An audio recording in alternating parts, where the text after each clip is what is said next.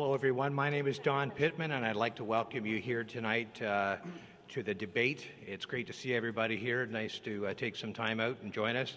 Both this debate and the expo are our partnership of UOIT, Durham College, and Trent University, Durham, as a part of their commitment to help inform students about the election and encourage participation in the election activities. We have a team of 3 students off to my right here. One of each of them are hosting from the hosting institutions. We'll be asking the questions tonight that have come from your submissions. I'd like to introduce those students now. We have Shamir Hossain right here. He's going to give you a big wave. Shamir's actually from Durham College. We have Annie Arco, who is representing UOIT, and we have Sean Murphy. He's a student at Trent University, Durham. Given this debate is being jointly hosted by the 3 post-secondary institutions, questions were selected to provide an even mix of post-secondary and community-submitted questions. In some cases, questions were condensed for time, rephrased for question format consistency, or generalized to give all candidates on the panel an opportunity to respond. We expect vigorous discussion. We certainly had it in the last one, so we expect it in this one as well. However, we'd like to remind everyone here that we want this to be respectful, so please keep comments until after the show. Applause is always welcome. The rules for tonight allow for 1-minute introductions from each candidate. The candidates are actually arranged alphabetically by party name. Then we'll move into questions. The questions will come from the panel on the right. There'll be a 1-minute response allowed for each question, and we'll go right down the line, and if there are rebuttals or comments about that question, we'll move into that. So there is a timer at the front here. She did a great job on the last debate, and she has a card, folks, in front of her. The 15-second warning of your 1 minute is the yellow, and if you see the red card flash, or if you don't wind up very quickly, your microphone mysteriously malfunctions. So that's what happens. So, okay, so there's that out of the way. So I'd like to introduce the Durham writing candidates, and to my left is Erin O'Toole from the Conservative Party of Canada. We have Stacey Leadbetter from the Green Party of Canada next to her. We have Corinna Traill from the Liberal Party of Canada. And we have Derek Spence from the New Democratic Party of Canada down the way there. Now, Andrew Moriarty is also a candidate in the riding for the Christian Heritage Party of Canada, but he was unable to attend tonight. We just wanted to make you aware of that. So we'll start with our opening statements, and Erin O'Toole, I think we'll start with you and just move right on down the line. You have a 1 minute for an opening statement. Well, thank you, Don. I'd like to thank Tim McTiernan, Don Lavisa, Trent, Rogers, and you student representatives for taking part.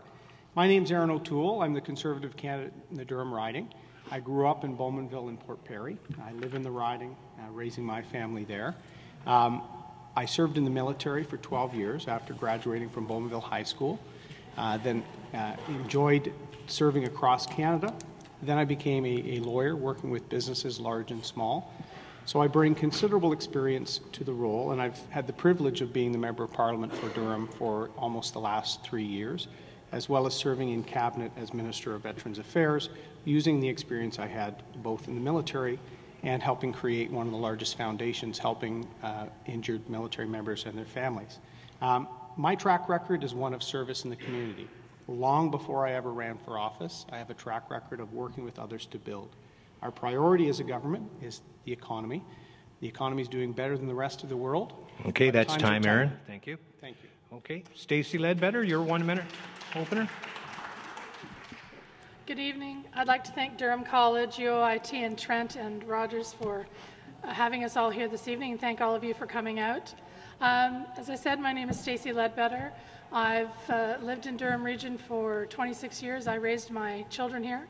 I have 2 biological daughters and a foster daughter, all of which have crippling student debt. I just want to mention that now. I too serve my community. I'm on the board for Distress Center Durham.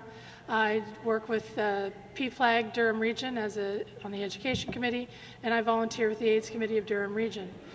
Service is in my nature. Service was something that was ingrained into us as children. My father actually worked with Bill Davis on his campaigns many, many years ago. Service is what I want to bring to the riding of Durham. I want to work hard for Durham, and I want them to prosper as much as possible. And I'm here to work very hard for you. Thank you.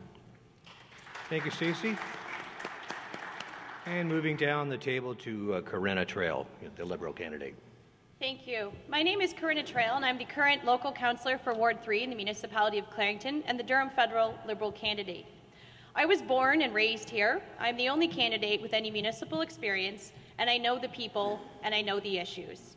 I put myself through law school, and I have now opened my own small legal business locally, and I continue to play an active role in the community.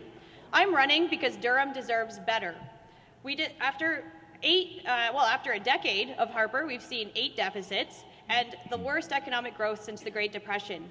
I'm running because Durham residents deserve real change, which we plan to effect by strengthening the middle class, helping those who want to join the middle class by investing in a due child benefit, and we're also going to ensure that we see job creation through the biggest investment in Canadian history in our infrastructure. Thank you very much. And Derek Spence, you have 1 minute, sir. Thank you. I can't help but feel like we're the band that got to go on after AC/DC. But thank you to those that stuck around nonetheless, and those that came for our debate. My name is Derek Spence, and I'm the NDP candidate for Durham. I've lived in Durham Region my whole life, growing up in Oshawa, and eventually moving out to my farm in Clarington. I live there and raise my young family there. I also work in the community, so I feel that I have a good sense of what the community needs.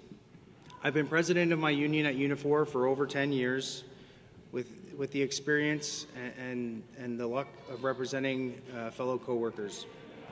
Thomas Mulcair and the NDP will work hard to make life easier for families. Our plan will balance the budget, create jobs, and stimulate the economy while improving health care and reducing child poverty. We will create or maintain 1 million affordable daycare spots that are accessible across the country. That's time, Derek. Thank you. So, ladies and gentlemen, we'll move on to our question round. I just wanted to have a word with the panel. I would really like everyone to stay focused on the question. It's easy to start hammering back and forth on issues that really aren't related to the question, but if we could please stay focused, I would appreciate that. I had to grab a couple of ankles in the last one and sort of pull people back down, and I'll do the same again, but let's just keep that in mind. The students here spend a lot of time trying to process these, and they're looking for answers, so we want to stay focused on that. So I'm over to my panel now, and I think, Annie, are you reading the first question? Is that you? No? Okay, go ahead. Shamir. Thank you. If elected, what will you and or your party do to address the affordability of post-secondary education? Okay, and that question actually will move down here. Stacey Leadbetter, we'll let you start with that. The Green Party wants to make tuition free.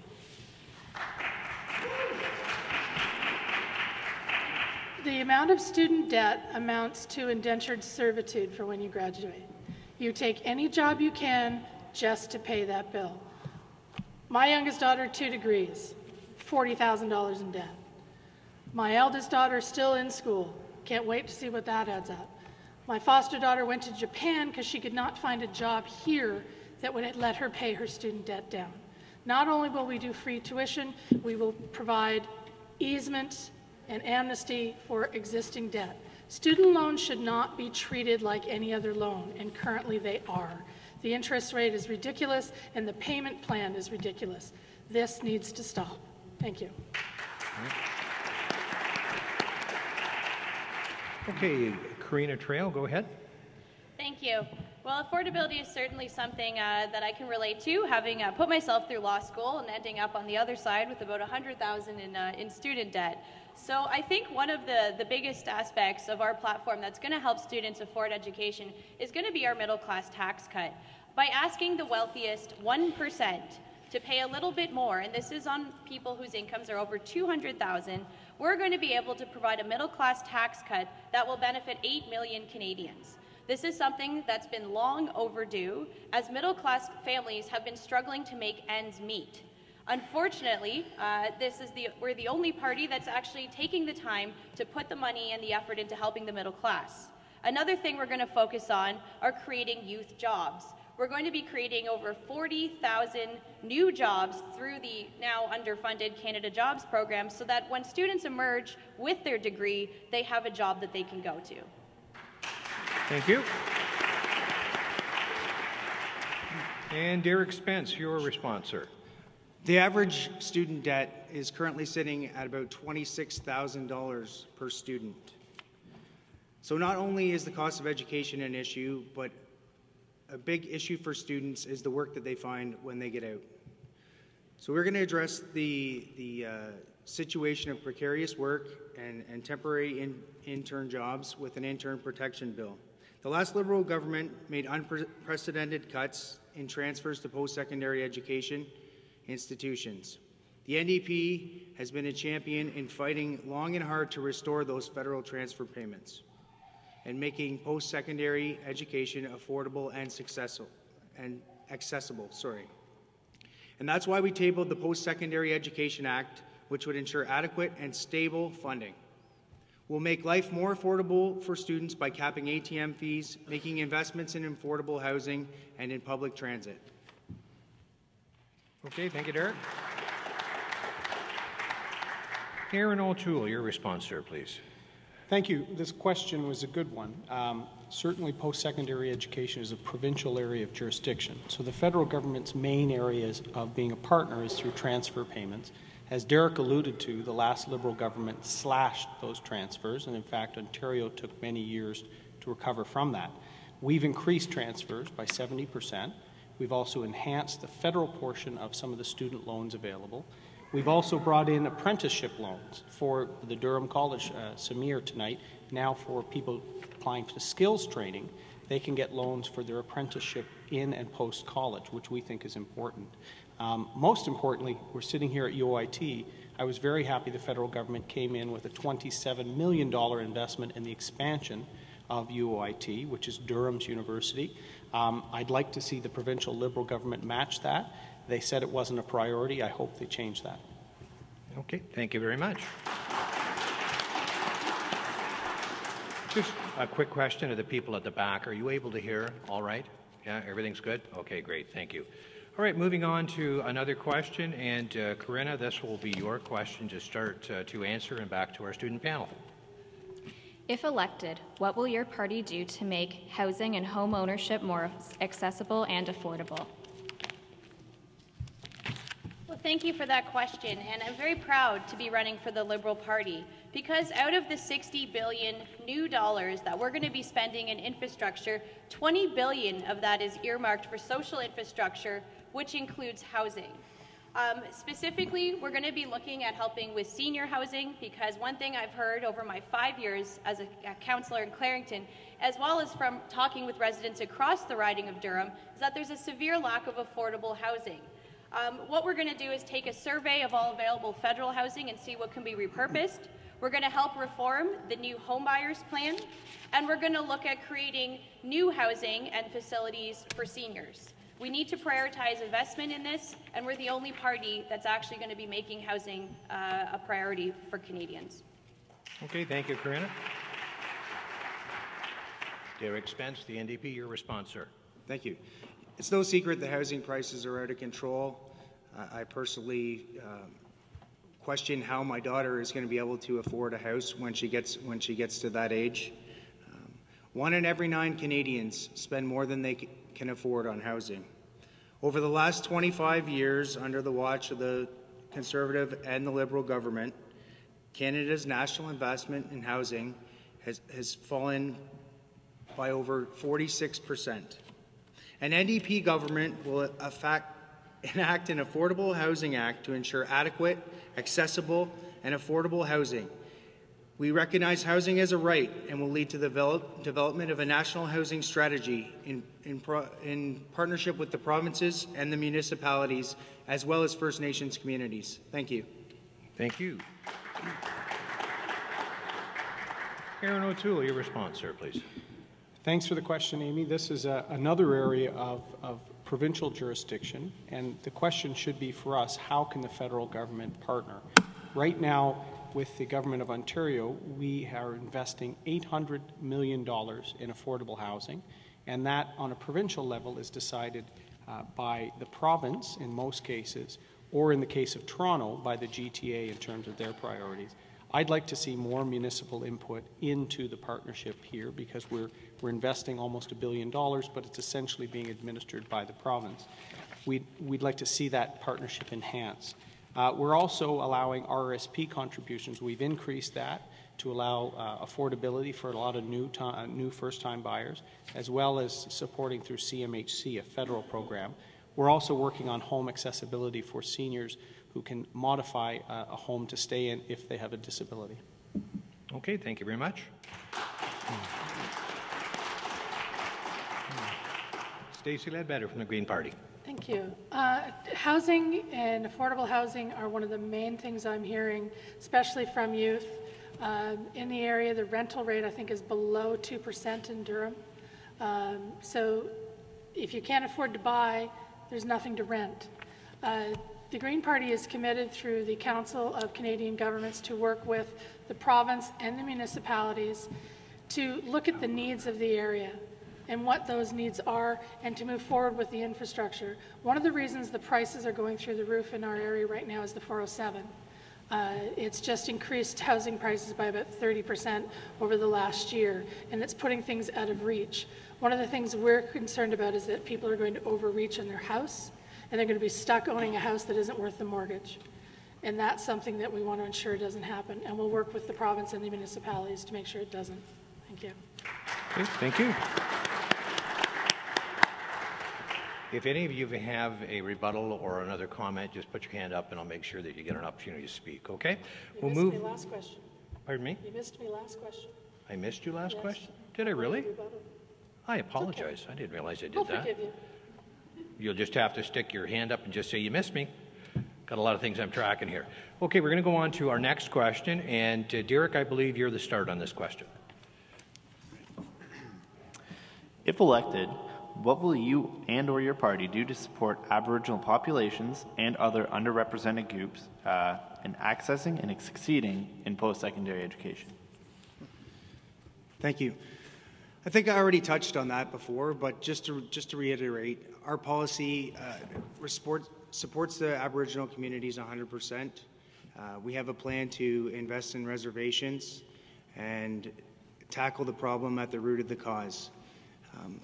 A child can't go to school in a broken down school, a mold-ridden education environment, and you can't expect a good outcome out of that. It leads to problems attending school, which leads to problems with alcohol and drugs, and the cycle starts over and over. So I think that establishing better housing and schools on reservations, as well as providing adequate water, drinking water, and a safe learning environment is key to that. Okay, thank you, Derek. Okay, Erin O'Toole, your response. Thank you. Thanks, Don, for the question. In many cases, if a First Nations student wants to attend university, in many cases there will be a scholarship or there will be payment for that spot. The challenge has really been getting them to that point, getting them to that outcome. So trying to get primary and secondary school success. In my time as Member of Parliament, I met with both Chief Atleo of the Assembly of First Nations and with Chief Bellegarde, who replaced Chief Atleo. Federally, we had in place a $1 billion plus fund to enhance primary school education that would tie in with provincial level curriculums to ensure high quality and high access across the country. We've got to have those outcomes so that we can have better secondary students and then assist them in post-secondary. I've also spoken to Chief LaRocca locally on these issues, and we'll continue to do that. Okay, thank you, Erin. Okay, Stacey Leadbetter from the Green Party, go ahead. As I already said, we are planning to do free tuition that applies to our First Nations as well.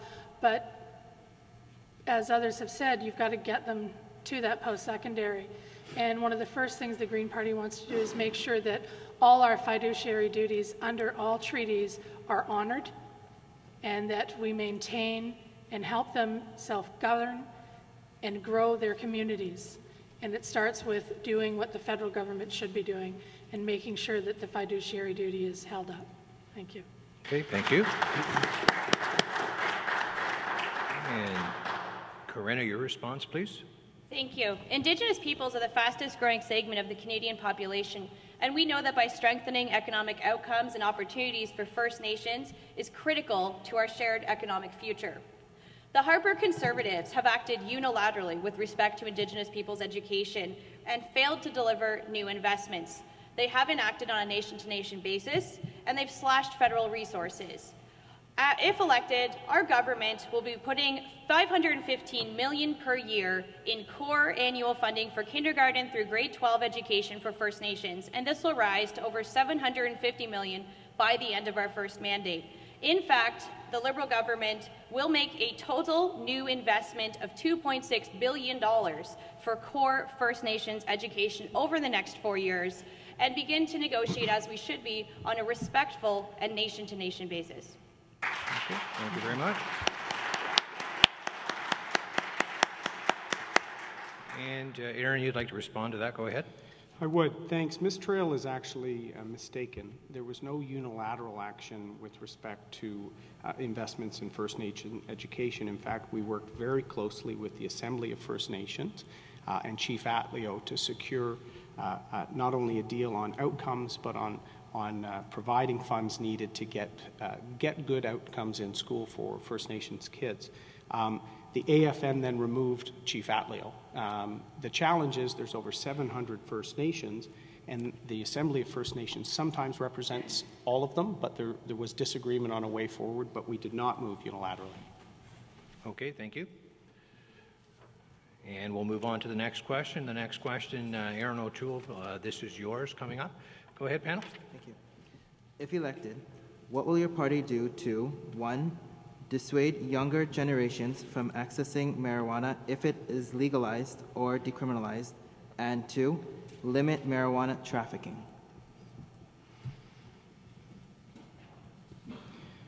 Thanks for the question, Samir. The challenge with marijuana is really the studies we have show that on a developing brain, there can be serious impact from marijuana use. So the trouble that I have with Mr. Trudeau's plan, which is to fully legalize the product, it would be available and more commonplace for young people, particularly in brain development. All clinical studies have said that that's dangerous, and that was your first question on youth. So we should definitely curb use and not make it readily available. The second is, I think we need to provide law enforcement in the long term more discretion. And I've talked about this, more discretion to ticket offenses if it's simple possession, that sort of thing, and really use criminal charges if it's distribution or trafficking or getting young people, providing it to young people. So I think we need to bifurcate the way law enforcement handles it, but certainly we need to avoid a legalization. And that is time. Thank you. Okay, Stacey? The best way to control access to marijuana is by regulation and taxation. Right now, a 12-year-old can get a joint not far from the playground with very little effort. That's too accessible. We regulate alcohol. 25% of all high school students have tried marijuana. 85% have tried alcohol, and most of them stole it from their parents. We regulate alcohol, we regulate tobacco. We can regulate marijuana and actually curb its use and make sure that it's not laced with something. Regulate the production of it. Make sure that it's not dangerous, and make sure that no one under the age of 18 has access to it. Thank you. Thank you. Corinna, your response, please. Thank you.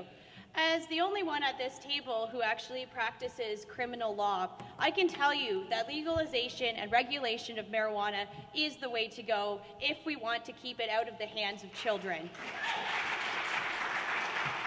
I completely disagree with the comments of my friend Mr. O'Toole. Police do not need more discretion, they need less. They need certainty, and they need to know what the law is so that they can enforce it.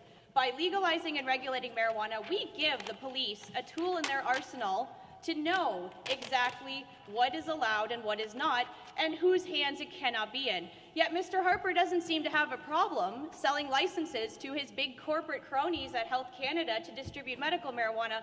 Why not legalize it, allow the police to do their job by knowing the rules and keeping it out of the hands of children, while also allowing our government a source of revenue? Thank you.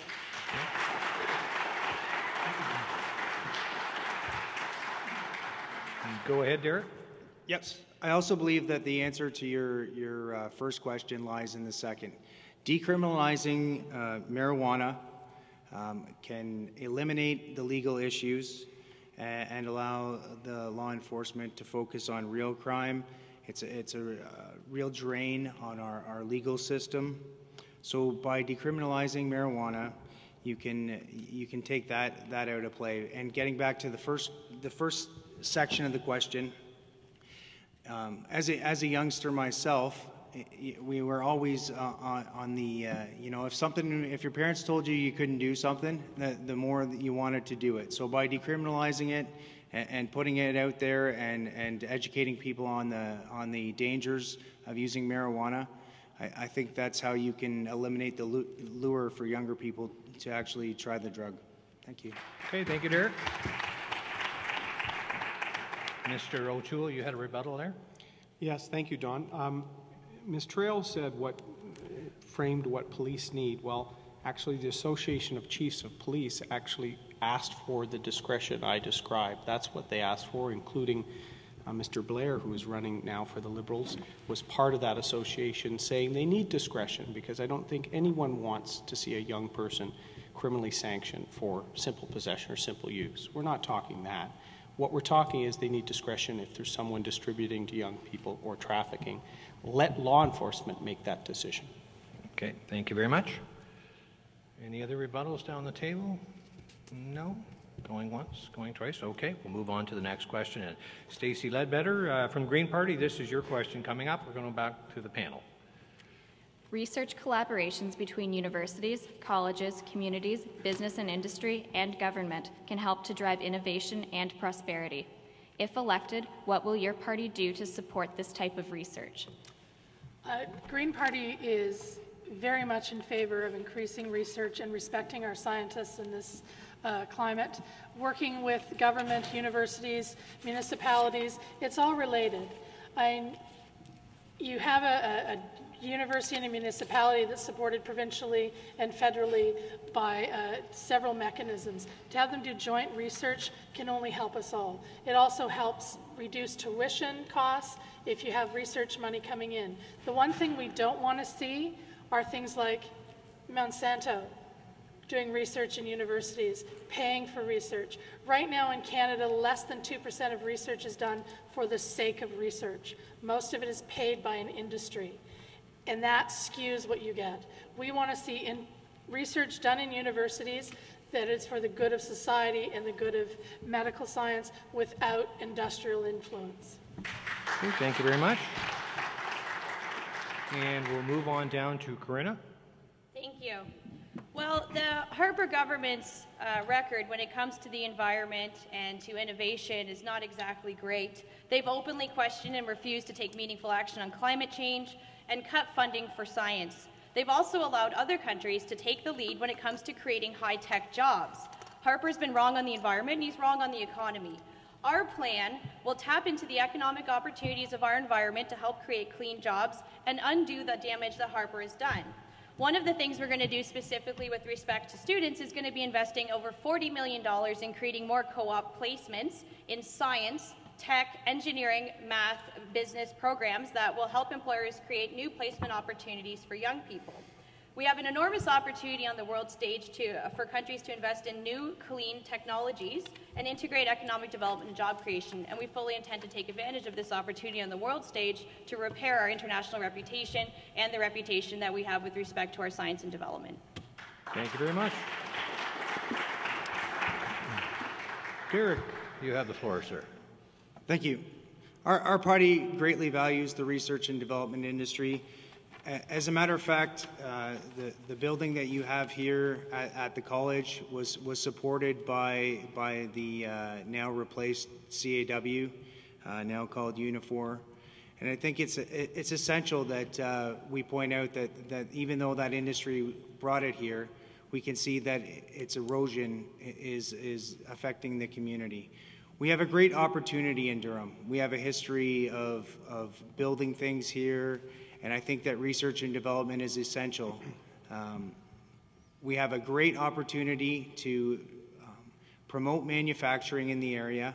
Our party has a plan to work with manufacturing, not only to bring manufacturing jobs back to the community, but to have a commitment that they stay here. And that commitment goes to, it extends to renewable energy resources too. We can be a world leader in manufacturing and that's time, Derek. Thank you. Okay, Erin O'Toole, you have the floor. Thanks for this question, Amy. The question on innovation. In fact, Ms. Trail is incorrect. There's been no science cuts. There's been a refocusing of spending at universities, research and development, to make sure that we stimulate innovation and commercialize technologies to have jobs in Ontario. We're actually funding R&D at universities at the highest level in the OECD group of countries.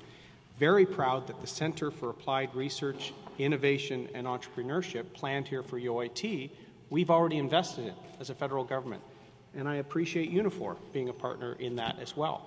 The one partner missing is the Ontario Liberal government, that Mr. Dogood said this expansion at UOIT was not a priority. I think it is, because these are the type of innovation jobs. We're also doing research and investment tax cuts. We have Sustainable Development Technologies Canada. So we're doing a lot in the innovation space because we want to see high-tech, science-based jobs as a result. Okay, that's time. Thank you. Stacey, you had a response, and then Corinna will come to you. I do appreciate the innovative investment that Mr. O'Toole is talking about. However, that is still industry-backed. And the problem with this research is that if it's not for profit, it doesn't happen. And you have to take the profit equation out of research. The research has to be pure so that it can stand. Thank you. Okay, Corinne, go ahead. Thank you. Stephen Harper cut $40 million from the federal government's Ocean Science and Monitoring Program. How is this not a cut to science? Stephen Harper fired 2,000 Environment Canada scientists. How is this not a cut? And Stephen Harper implemented a requirement that all academic publishing had to go through the headquarters for approval before publishing. These are cuts to science and an attack on science, and the Liberal government, when elected, will make sure that we repair this relationship and reinstate the funding for these critically important sources of innovation. That's time, Corinne. Thank you.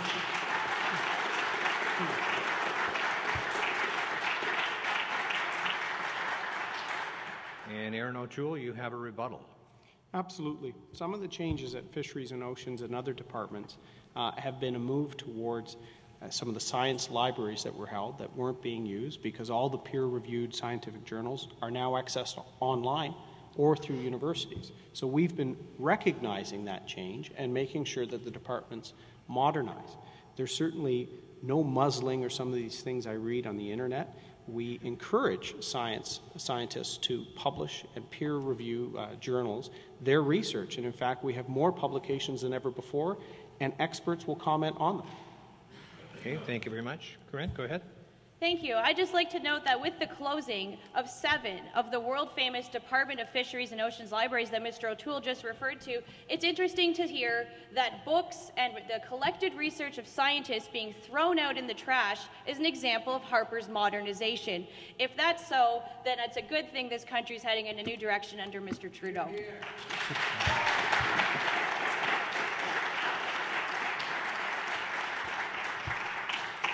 Derek, go ahead.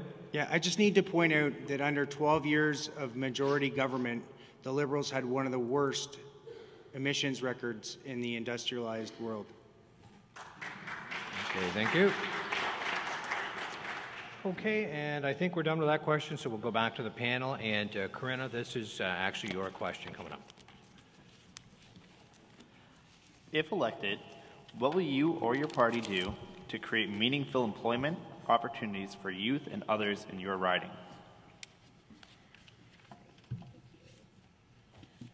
Okay, so our party is very focused on assisting with the youth job deficit that we're seeing. Currently, the youth unemployment rate is 13.1%, which is almost triple the rate of adults over 25. So one of the things we're going to do is actually increase the number of jobs funded by Canada Summer Jobs by 35,000 jobs each year. This will also going to more than double the almost 11,000 Canadians who can access SkillsLink each year, which actually helps youth at risk who may not be able to transition to the workplace, such as First Nations, youth with disabilities, and single parents, help them find jobs. And perhaps one of the most interesting innovations that we're doing is we're going to be creating 5,000 new jobs in cooperation with Parks Canada. And this will not only help encourage involvement in their environment and getting young people out, but it also give them an opportunity to work. Instead of attacking environmental organizations, the Liberal Party is going to partner with them. Thank you very much. And we'll move down to Derek Spence, the NDP. Derek, go ahead. Our party takes young people seriously. We have the youngest caucus in history, and our young MPs hold important leadership roles throughout the country. I think that our plan to have a $15 an hour national minimum wage is a good start. Young people are most targeted by the minimum wage, and a $15 an hour minimum wage will help curb youth unemployment. Another issue that really affects young people is precarious work. People being hired in internship positions or in temporary positions targeted by temp agencies. I think that our plan to ensure that the workplace protections are there for interns and to eliminate the use of the abuse from hiring agencies. Thank you. Okay, thank you very much. Erin O'Toole, you have the floor. Thanks, Don. Good question. In the last number of years, I've made sure this has been a priority for the Durham riding, and in fact, in the last few years, our riding has seen in excess of about $1.5 million specifically for our area on youth employment, both through the Canada Summer Jobs program, which has led to hundreds of jobs for students, but also in the Youth Employment Readiness program, directly targeting youth in Durham at risk of transition, because often if there's trouble getting that first job in the first few years out of high school or college, chronic unemployment can result. So we're targeting funding at that. The bigger issue is the global economy is tight. We've seen growth in Canada. We've seen job creation, but we also see the older generation staying in the job market longer because of uncertainty. The last thing we need to do to your generation is what Mr. Trudeau's promising. Deficits, $30 billion that you will have to pay back. We have a balanced budget, and we're working to create jobs here in Durham. Okay, thank you very much. Go ahead, Stacey. The Green Party plans to expand job training and apprenticeship programs and do these with basis of tax credits and employer deduction credits for hiring youth and maintaining those apprenticeships. We're also going to create something called the Youth Community Environment Services Corps. This will create about 40,000 jobs across the country to train youth in a variety of areas. They'll be paid by the federal government for a short period of time, while the agencies help incorporate them into their full workforce. And also, just by lessening the student debt gives you some breathing room. Students run to the first job they can get because they're in debt. And we want to make sure that there are good paying jobs, that we're also looking at the commercialization, industrialization of clean tech energy jobs. Bowmanville, great place to put a solar plant. That will create 1,000 jobs over a 6-year period. These are the types of things we want to see happen. Okay, thank you, Stacey. Corinna, you had a response there. Go ahead. Thank you. I find it interesting that Mr. Mulcair plans to address the youth job issue by promising a $15 minimum wage for federal workers, when that will affect less than 1% of the Canadian population. The vast majority already earn far more than minimum wage. And do we really want a government that aims for minimums? Secondly, I'd like to address the comments by Mr. O'Toole, which is with respect to youth employment under his government, also the same government that froze funding for federal youth employment programs, resulting in tens of thousands of fewer jobs under the Canada Jobs program. Thank you. Okay. Derek, go ahead. Yes, Stacey mentioned the solar power plant in Bowmanville. That would be great, provided the research and development is done right here on this campus. Okay, that's good. Okay, go ahead, Erin. Thank you. What I'm hearing from both small and medium-sized businesses across Durham, when I'm asking them if we can encourage more hiring, particularly young people, the biggest fear they have are the increases to payroll taxes that Justin Trudeau is promising. Not only will it be a net $1,000 more per person on average, the employer also has to pick up that cost. At a time where we're trying to actually encourage more hiring, that will actually throw a wet towel on the hiring at small to medium-sized enterprise space. That's why we need to foster job creation, not scare it away. Okay, that's time. Stacey, you had a comment?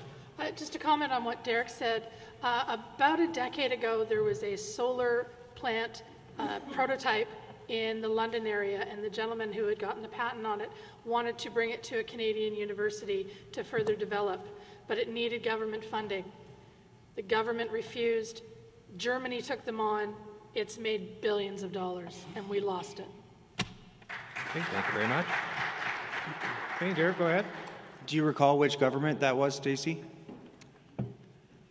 10 years ago, so it was in 10 years ago. Well, I know which ones it wasn't. So. All right. Moving on here. All righty. So we are on to question. Next question goes to Derek Spence, and back to our panel. What is your party's position on restoring the long-form census? Our party is in favor of restoring the long-form census. It all goes back to having the adequate research and data to make appropriate decisions. When we throw that out the window, we're no longer making decisions based on data. We're guessing, and guessing leads to inaccurate assumptions. So when you have the opportunity to pull that data, it makes so much sense. It never should have been canceled. It's a great opportunity to find out the demographics of each area. I mean, just running in this election, you can see the new neighborhoods that go up and the schools that are appearing everywhere. And I mean, even Elections Canada has a hard time keeping up on all this stuff. And the long-form census would only help in that. Thank you. Okay, thank you very much. Okay, Erin O'Toole, your response to that? Yeah, the Statistics Canada still uses both the short form and the consumer survey to probe on a whole range of issues. What's changed in recent years is there's also the addition of working with the provinces, the municipalities, the Canadian Association of Municipalities to plan for the needs for growth and various other statistics in Canada. As Derek mentioned, if you're planning for schools or hospitals or other demographic data, that source data is now generally obtained from the provinces or from municipalities or local health networks. In conjunction with Statistics Canada and what they're collecting, we're getting the right amount of data to make good public policy decisions. Okay, thank you very much. Okay, Stacey Leadbetter, you have the floor. The Green Party would reinstitute the long-form census. It is one of the key documents to gather data across Canada that supplies agencies from coast to coast with the information they need for emergency planning, for school planning, for hospitals, everything they need for infrastructure. The loss of that census from agencies from coast to coast has been devastating. I know they're still using the short form, but the long form was the key one. It showed a greater demographic portrayal of Canada. It provided in-depth information onto how our population was developing and moving and growing. It has the key information that we need, even as a government, to plan for our future. Durham Region, they are suffering without it, and they've mentioned it many times. You can't do a full-scale plan without that data. It has to come back. Okay, thank you. Okay, Corinna? Thank you. I think the Harper government's decision to scrap the long-form census just shows how out of touch they are with the average Canadian. That data is so critically important, as my colleagues on this stage have emphasized, and I support the return of the long-form census. We need this data in order to make good decisions in the interest of the Canadian people. Unfortunately, for the last decade, in the absence of good decision-making, I think it's a great thing that we finally have a party that's willing to help middle-class Canadians and those working to join the middle class by investing in them, investing in their families, and investing in the future. Thank you. Thank you. All right, and Erin O'Toole, this next question from the panel will come to you. If elected, what is your party's plan for international aid and development? It's a good question. Thank you, Amy. Canada remains one of the top donors on a per capita basis for most international aid programs. And in fact, we've been modernizing the department to leverage the good work done by NGOs and by service organizations. I'll use an example of polio. Polio will soon be the second disease to be eradicated from the face of the earth. Canada has played a lead role alongside the Gates Foundation, alongside Rotary clubs, including here in Oshawa and Clarington and Port Perry, on eradicating polio. We've partnered, we've matched, and Canada's in a leadership role recognized by the Gates Foundation. We're doing that same approach to child and maternal health, trying to help outcomes and health outcomes, particularly for young people, so that they'll have success later. That was an initiative Prime Minister Harper when he hosted the G7. It's been one of the most successful G7 initiatives. So we're innovating in this space, and Canada continues to be a leader. Okay, thank you very much. Stacey, you have the floor. The Green Party recognizes that one of the key ways to help international aid and development is by helping women, helping them to get educated, helping them with microloans. One woman can do more in a community than a loan to 10 men. It's been proven. They lift the whole area with them. So we want to put an emphasis on educating women, having them being leaders in their communities. And with respect to international aid, specifically with the Syrian crisis, we know we need to act now. We can't wait for Mr. Alexander's plan to start next year. We need to help these families now. We need to reduce the red tape on sponsorship, and we need to reduce the price on sponsorship. My church is trying to sponsor a family, and we've just been told it's going to be upwards of $47,000 to sponsor them. That's too high. Thank you. Thank you very much. Go ahead, Karina. Thank you. After a decade of Harper, our reputation on the international stage has suffered. We've lost our seat at the UN Security Council after 50 years, and we're no longer a world leader in peacekeeping as we once were. Justin Trudeau and the Liberal Party will help reclaim our position in the international community. We will have a comprehensive plan for combating climate change. We're going to strengthen the armed forces. We're also going to increase help for the Syrian refugees and offer training and support for anti-ISIL forces. We need to have our country back and regain our reputation internationally. Thank you. Thanks very much. Okay, go ahead, Derek. Thank you. Our foreign aid budget has fallen to 0.24% of our GDP. I always have a hard time with that. Not 24%, 0.24% of our GDP.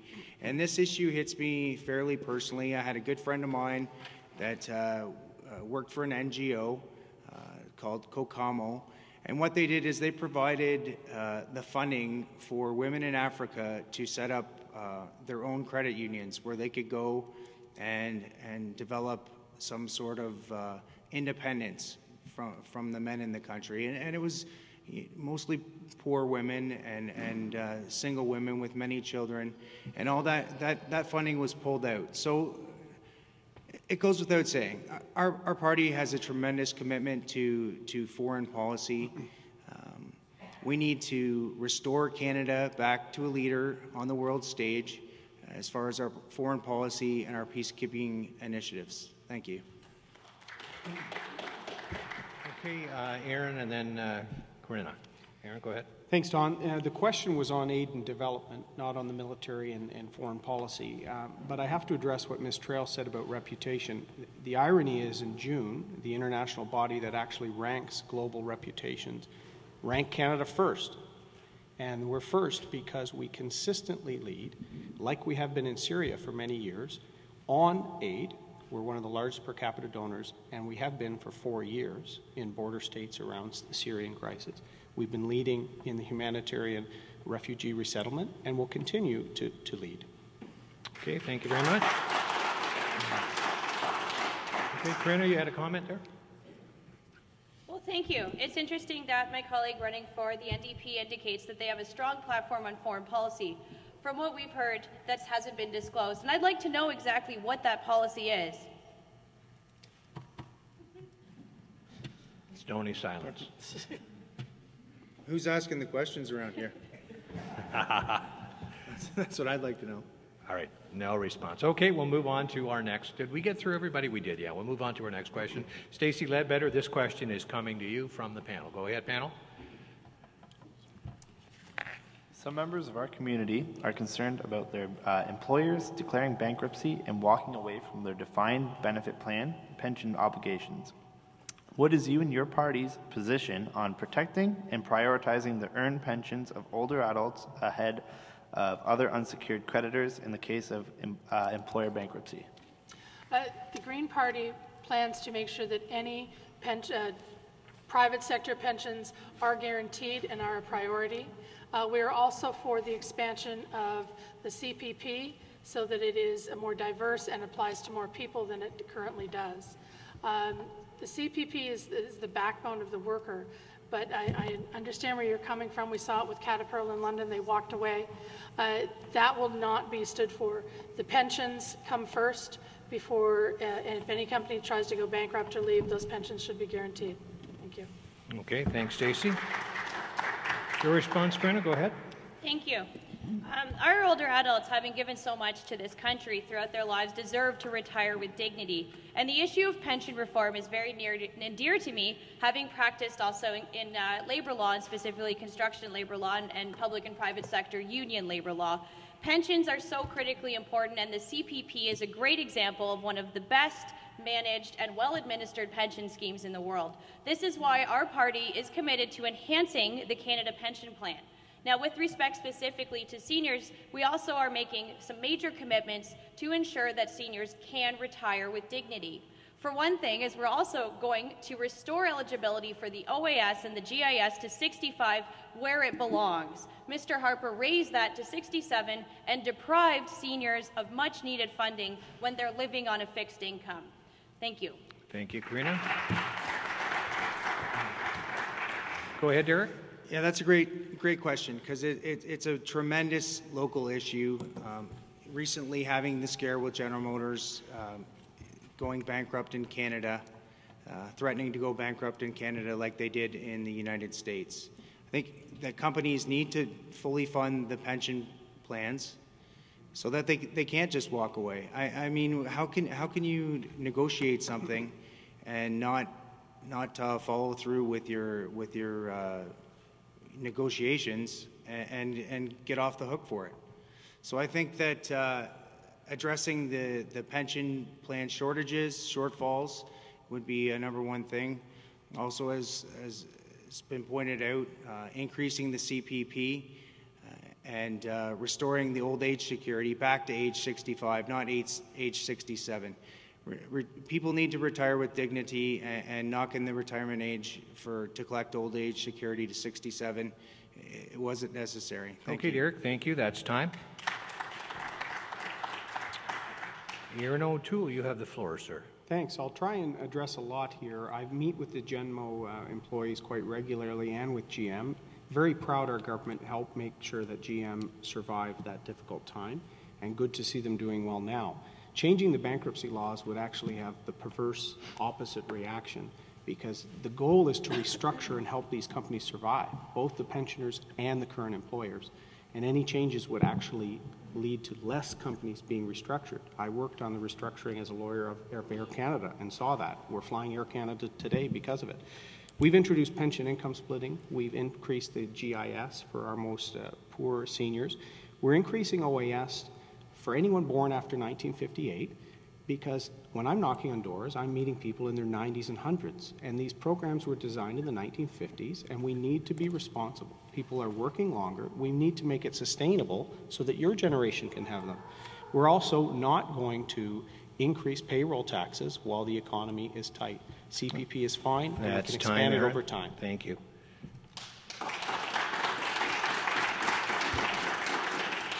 Go ahead, Corinne. Go ahead. Oh, no, I thought, Corinne, did you want to say something or not? I'll wait. I think Stacey. Well, she had her hand up first. But, okay. I just want to point out something. Jim Flaherty met with the Canadian Labour Congress to talk about the Canadian Pension Plan and its expansion and restructuring. He liked their plan. He liked it so much he started to put it forward. And then the banks cried foul because it would reduce their sales in RSPs. And suddenly we went from expanding CPP to pooling our RSPs. So think about that. Okay. Go ahead, Trent. Thank you. And just to address the comments by Mr. Harper's candidate, I would like to note that when I'm in Wilmot Creek, which is a senior community in my ward that I've represented for 5 years, I don't think it will fly very well to tell them that sustainability requires them to lose $33,000 over 2 years. Thank you. Okay, thank you very much. Okay, response, Mr. O'Toole, go ahead. I spend quite a bit of time in Wilmot Creek, including today, meeting with the Muirs, who are celebrating their 70th wedding anniversary in the next few months. Everyone in Wilmot Creek will receive OAS on schedule.